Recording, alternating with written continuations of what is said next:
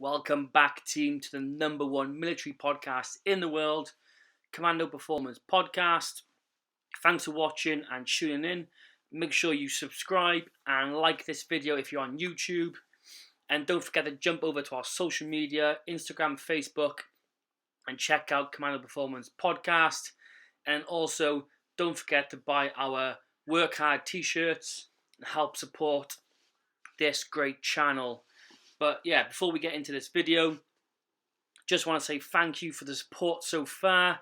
We've hit 1,000 subscribers already on YouTube after just posting 4 podcasts. So we've released 4 podcasts. We've already grown 1,000 subscribers already. This is massive. A great start before the new year. I want to say thank you to you guys for supporting. And hopefully we can keep this growth going throughout the new year. We got some amazing things planned. We got a couple of Royal Marines, ex-Royal Marines planned for the new year. They're pretty busy at the moment with work, so we got that in the pipeline. This podcast, it's me, myself again. We haven't got a guest, but I am also looking at getting a reserve on here and speaking to a reservist all about the process of joining, going through training with a daily job, family, etc. for you guys, because we do get a lot of comments asking about reserve life, and it's pretty hard to answer because I've only been full-time.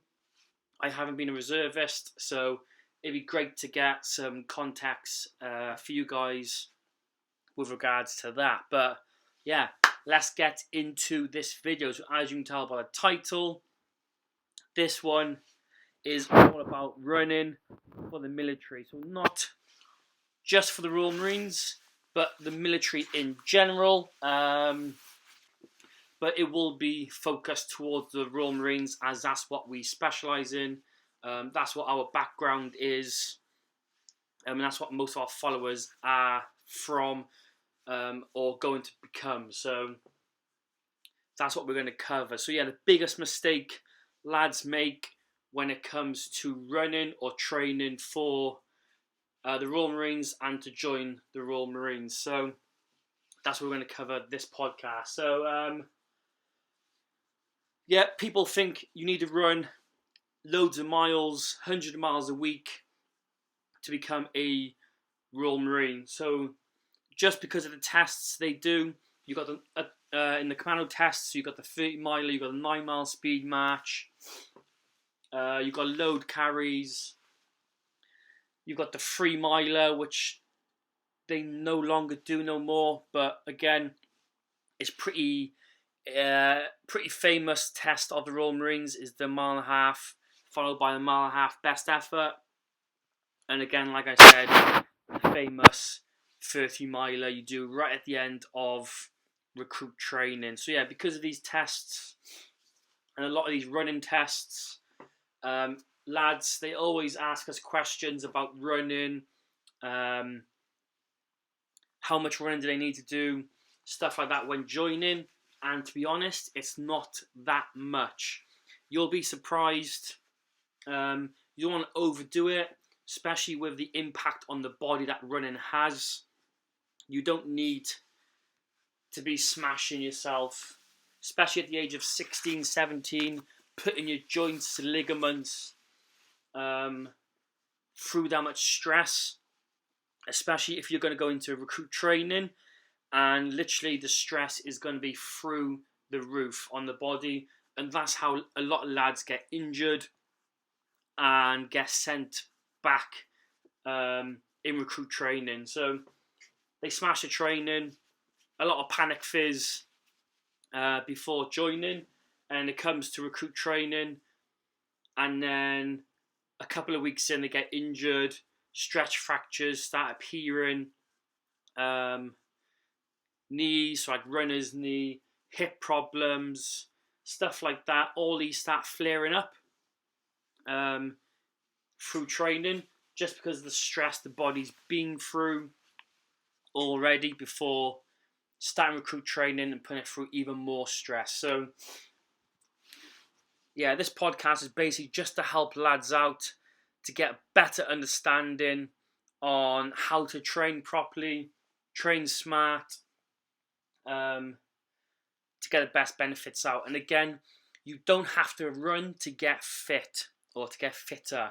There's plenty more ways to increase your aerobic capacity or your endurance than just going out and running. Yes, running is one of the basic and fundamental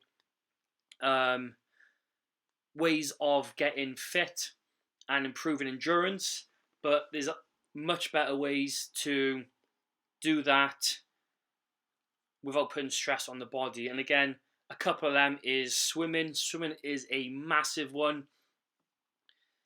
The water takes the stress off the body because you're floating, so it's really low impact on the body.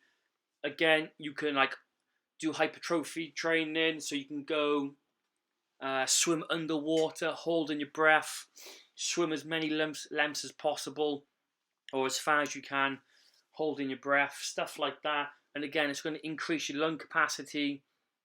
You can do kickboard, you can then just do arms only, all these different things in the pool to help improve your fitness. And there's no stress on, like I said, on the body, because the water just takes all that pressure off the joints and ligaments, because you're literally just floating in the oggin. Another one is cycling. Again, you can go out on the bike and cycle for hours and improve your leg endurance, your muscular endurance, stuff like that, especially if you start cycling up hills. You've got a lot of hills around your mountains. Just get out on the bike and just cycle for a good couple of hours. If you want to go out and go on an easy cycle, you can, if it's like a rest day. So go out on just a nice easy cycle, just get the blood flowing around the body, perfect. But if you're training to improve, then you want to try and get that breathing up. Make sure you're breathing quite heavy, where you can hold a conversation, but you're breathing pretty heavy. If you use heart rate monitors, then again, you want to be between the 150, 170 beats per minute range when on these bike rides. We're trying to pick quiet roads where you're able to hit a pace and sustain it for long durations, and that will just help build your fitness. Again, like I said, because you're just using your legs only, you're building up your leg capacity, your muscular endurance in those legs, and again, that will carry over to your running. Just when it comes to cycling, just make sure you stretch out your hip flexors, your quads and hamstrings, etc., and glutes, because you will be sat in that saddle for a long duration. Like, you could be got out for a 3-4 hour bike ride and you're in that seated position, so those hip flexors will get super tight. So make sure you stretch them out and make sure you stay like those hips stay nice and healthy in the long run. So again, make sure you stretch after bike rides. So swimming, biking, and then again you got mixed modal. So again, if you're in a gym, and it's in the winter, cold, it's raining or snowing, you got access to a gym. If it's a functional fitness gym or a CrossFit gym, you'll have ski ergs, you'll have assault bikes or Concept 2 bikes. Probably have a true runner, hopefully. If it's a decent gym, you got rowing machines. And again, it's just picking a time frame or distance on those machines and just flowing around. So you could do like 60 minutes, a minute on each station, and just rotate as many times as you can in 60 minutes. Or you could do a distance, so like you could do a 1k row, a 1k ski, and a 2k bike, and again just rotate through that and just do that as many times as you can in 60 minutes or 90 minutes, completely up to you on the time frame. And again, you can also work off your heart rate. So if you've got a heart rate monitor, try and aim between that 150, 170 beats per minute on your heart rate monitor. And again, that will just build that aerobic fitness and aerobic capacity in there. So yeah, that's if you've got access to a gym. If it's just a normal commercial gym, you may just have a treadmill, a rowing machine, maybe a stepper. I wouldn't go to cross trainers or anything like that. Try and keep it as functional as possible. So like a watt bike or spin bike, a rowing machine, and a treadmill. I'd probably use those three ones. And again, pick a time frame or a distance and just move for, again, 60 to 90 minutes. You could start, if you're fresh, you could start a little bit lower, like 30 minutes, 40 minutes, and just increase the time over a period of time. So there's just a couple of different ways you can increase your fitness or your aerobic capacity without running. So you've got swimming, which is number one. I highly recommend swimming, especially if you're joining the Royal Marines. It's also a great way to get you swimming up to standard and good to go. You've then got cycling, again, which is my number two. Helps improve your leg endurance, your muscular endurance in the legs, especially if you start doing cycling up hills, stuff like that. And then mixed modal, so picking 3 or 4 machines in a gym and just working through them for a certain time domain. Cool. So we've covered them, different ways on how to improve your fitness or aerobic capacity without smashing the body on the pavement outside. So let's get into running. So yeah, like I said, the biggest mistake lads make is running miles and miles every week. So I have lads message me saying they've ran like 30 miles this week, 60 miles this week, and stuff like that. Do they need to be running 30 miles before they start recruit training? And the answer is no.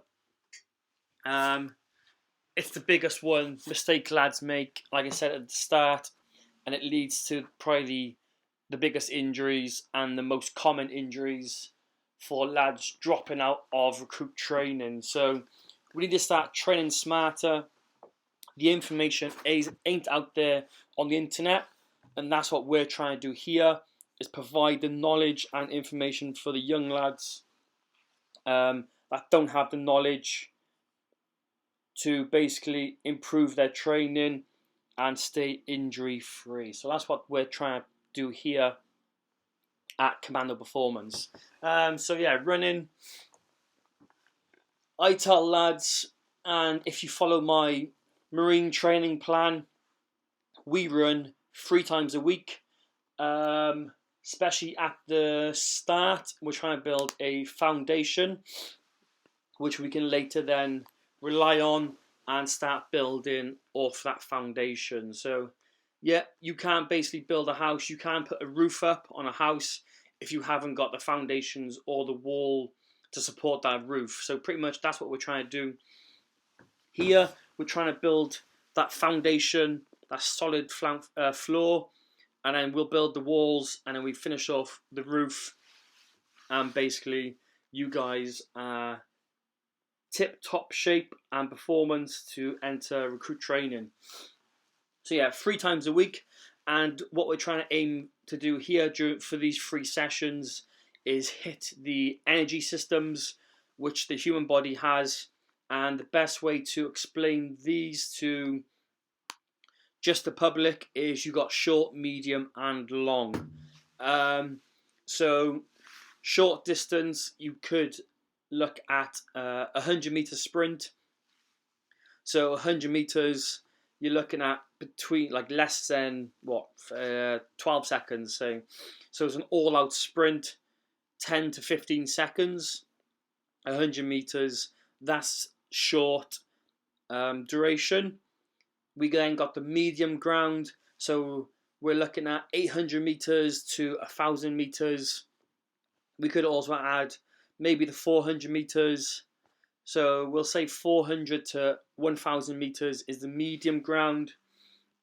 So we'll do some moderate distance interval work, and then we'll do long is half marathon, stuff like that. So running for a long duration of time is long distance. So they're the 3 energy systems we try and focus on and improve. So you're getting the best of all the fitness modalities and stuff in the world. So when it comes to short, sharp intervals, instead of just doing like 10-meter sprints or 100-meter sprints on a track, we do hill sprints. So again, we're getting the best bang for our buck. So hills, again, puts a lot more stress on the body. You got to work harder to basically complete that workload. So we'll do a lot of hill sprints or interval work on hills for our short domain sessions. Our medium ones, we will then do intervals or threshold training, stuff like that, and we'll try and work off a certain pace. So we may just start just doing intervals, so like 200 meter intervals with a minute rest between, something like that, just to build a baseline and give you guys an idea.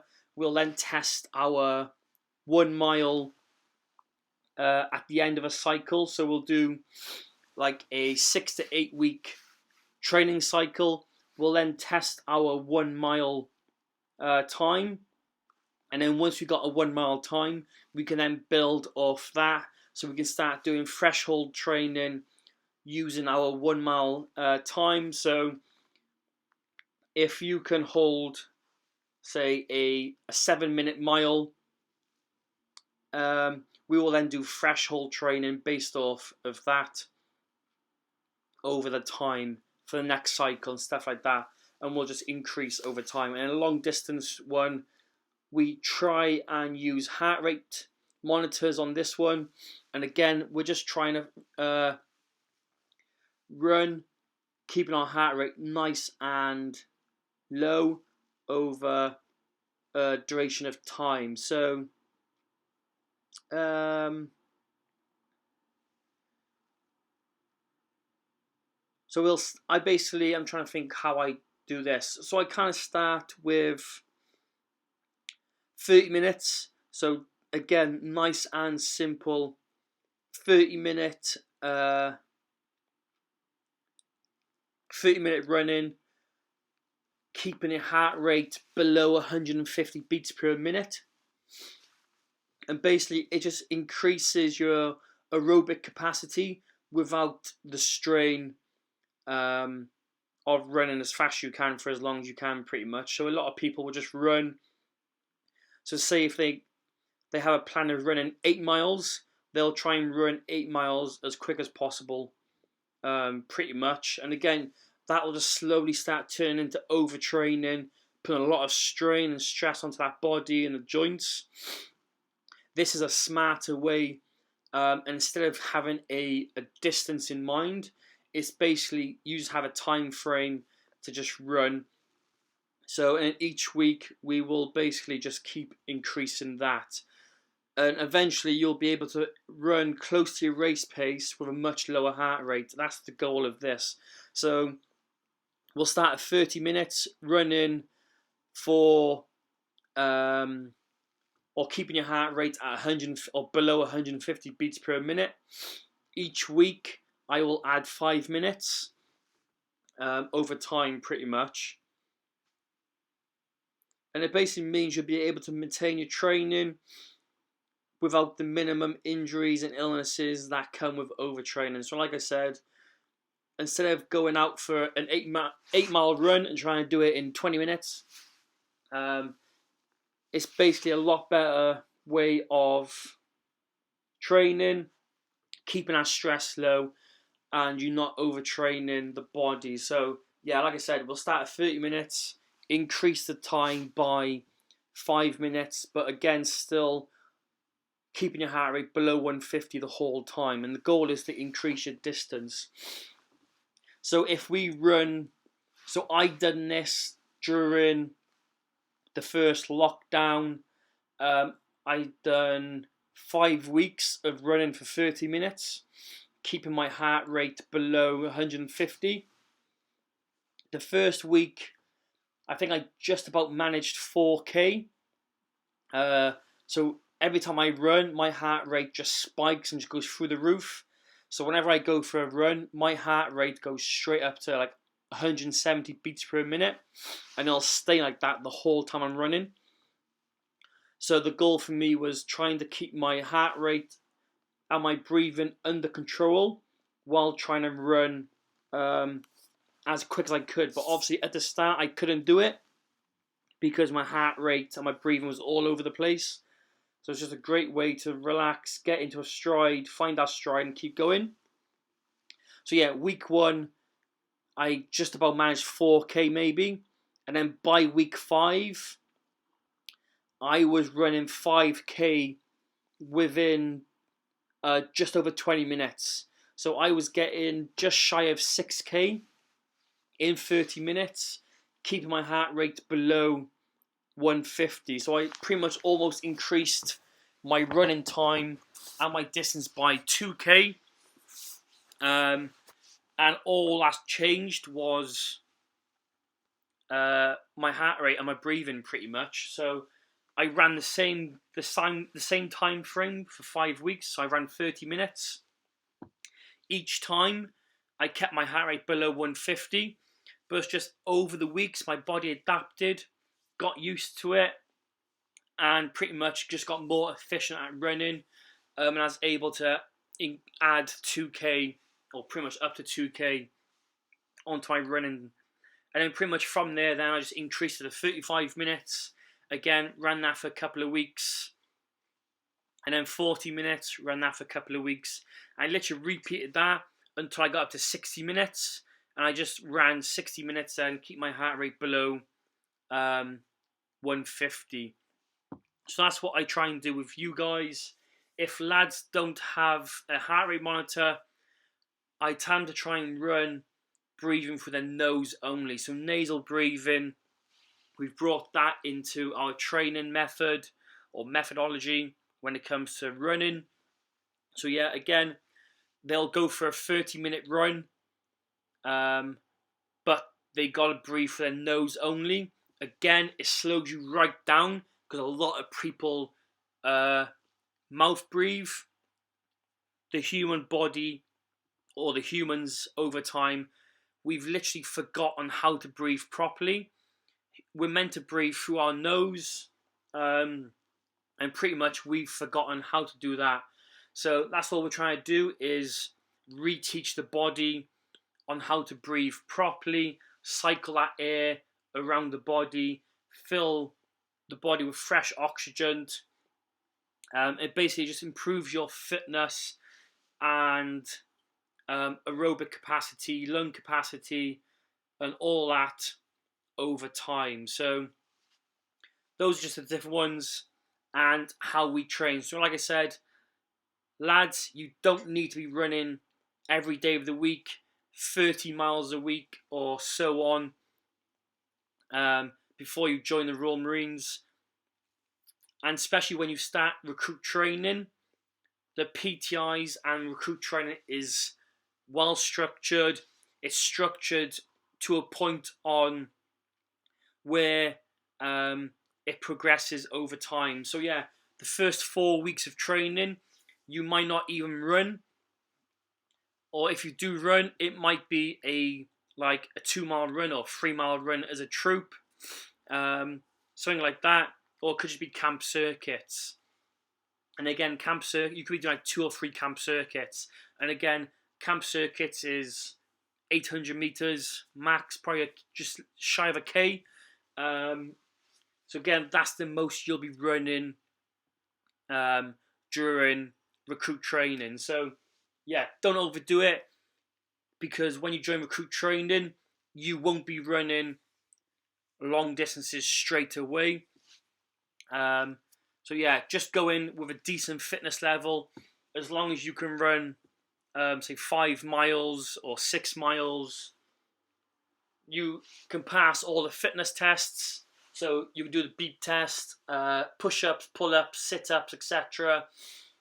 As long as you can pass all them, run 5-6 miles before you start recruit training, you should be good to go. You don't need to be entering recruit training, running 20 miles 4 times a week. It's just pointless, because when you start recruit training, you will just lose all that fitness, and then you'll just have to rebuild with the rest of the lads pretty much. So yeah, you could enter running 20 miles in the first month of training. The most you'll run is 3 miles in a month. So like I said, recruit training is well structured. They know what they're doing. It's basically proven over the years with lads passing out constantly. So yeah, it's just down to you to stay injury free throughout recruit training. Again, the best way to do that, staying injury free, is by not overtraining, overdoing it, putting stress on the body before you start recruit training in general. So yeah, hopefully this helped you guys out when it comes to how to run, how to structure, and what not to do when it comes to training. Again, thanks for watching. Please hit that like button if you're on YouTube, or if you listen on Spotify or Apple. Again, thanks for watching, and make sure you're following our channel. We got some epic stuff coming in the new year, and I'll see you on the next episode.